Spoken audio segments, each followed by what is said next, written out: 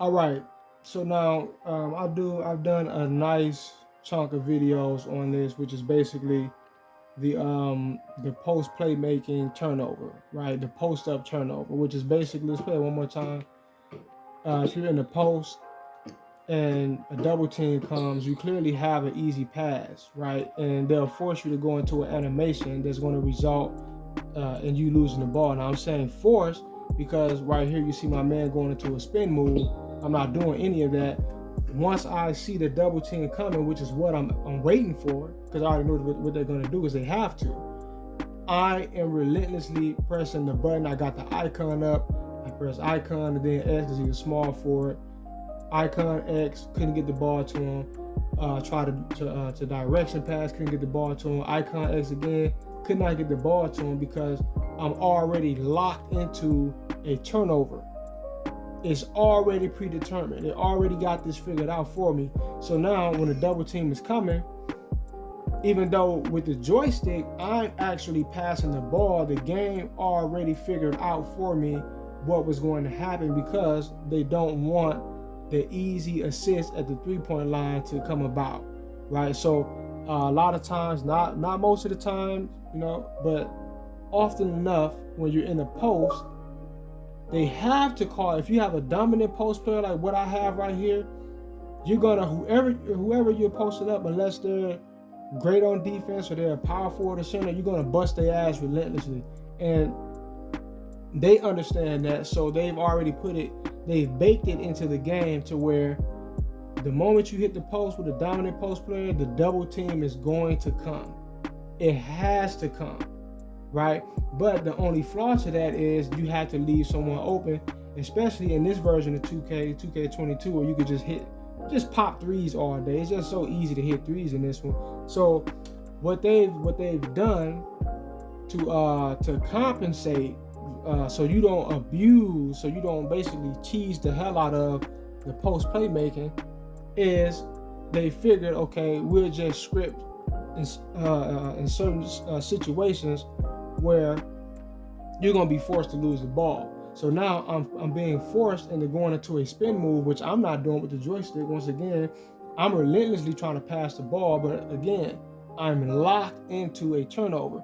So now I'm forced into going into this spin, and the computer swings around and pops the ball out of my possession. You can even tell because my man, he goes into this jerking sudden stop, right? Which is letting you know this is a scripted animation. It wasn't a free-flowing movement towards the basket. He's forced to abruptly stop like that because it was a scripted movement. It was a scripted animation. I wasn't spinning, right?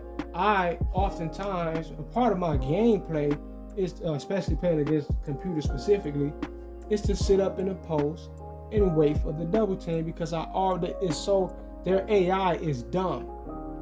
The AI is dumb. It doesn't understand how to guard great post players other than to double team you, right? But again, what's the flaw of that? You get an easy assist off the three, right? So now, once again, this is how they halt your ability to pull this off, right? By just making you, you can look at many other videos I did on this exact topic. This is why I rail on it so much, because I want to show pretty much every situation where this thing happens so that you understand it's not just happenstance. This is not a coincidence.